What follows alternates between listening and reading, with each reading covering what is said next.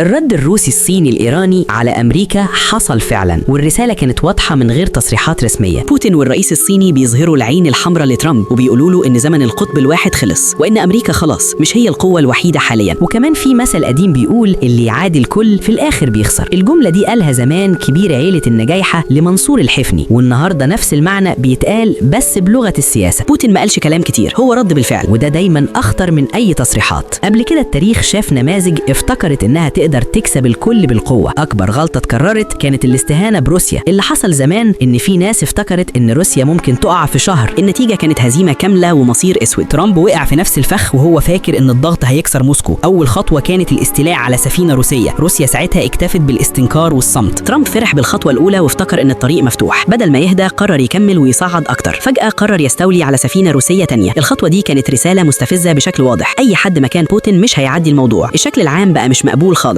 وكان لازم يجي رد بس بشكل مختلف شوية. ترامب ما وقفش عند روسيا بس، وقرر يلعب على جبهة تانية. قال لك أضرب حليف روسيا القوي واكسب ضربتين. إيران كانت الهدف بسبب دعمها لروسيا. الدعم ده شمل مسيرات لعبت دور مهم في الحرب. روسيا أخذت تكنولوجيا وطورتها بطريقتها. ترامب افتكر إن كده بيكسر روسيا من ظهرها، وكمان بيقوي نفوذ حلفائه في المنطقة. بالتوازي مع ده حصل توتر شديد جوه إيران. الشارع بقى فيه انقسام واضح بين أكتر من طرف، في ناس مع الحكومة وناس ضدها. قوات الأمن دخلت في الصورة. المشهد كله بقى معقد ومتوتر. ترامب كده كان بيلعب على أكتر من حبل في نفس الوقت، لكن اللعب الكتير ده هيودي ترامب في داهية الفترة اللي جاية. ترامب طلع بتصريح غريب عن تايوان والصين، قال إن الملف متروك لبكين تعمل اللي هي عايزاه. شكله كان تهدئة، لكن في الحقيقة فخ. لو الصين تحركت هتدخل في صراع طويل، وفي الوقت ده أمريكا هتتحرك في مكان تاني. الخطة مبنية على تشتيت الكبار، لكن الصين فهمت اللعبة وسكتت. نرجع بقى لروسيا وردها الحقيقي. بوتين اختار ينسق مع حلفائه بدل ما يتسرع ويرد بشكل فردي. راح عمل تفعيل لصفقات عسكرية وتقنية مع إيران. التعامل كان بالذهب مش بالدولار، وفي نفس الوقت جت ضربات دقيقة في أوكرانيا. الضربات كانت رسالة مش حرب شاملة، معناها إن أي خطوة ليها تمن. إيران من ناحيتها شددت السيطرة جوه البلد ونظمت تحركات تثبت إن ليها دعم شعبي، وفي نفس الوقت حصل هجوم سبراني مخيف على الداخل الإسرائيلي. الرسائل وصلت بشكل مباشر ومقلق، ده عمل حالة رعب حقيقية عند الإسرائيليين. كل ده كان رد منسق مش عشوائي، وفي الآخر أمريكا اضطرت تهدي اللعب بالكلام.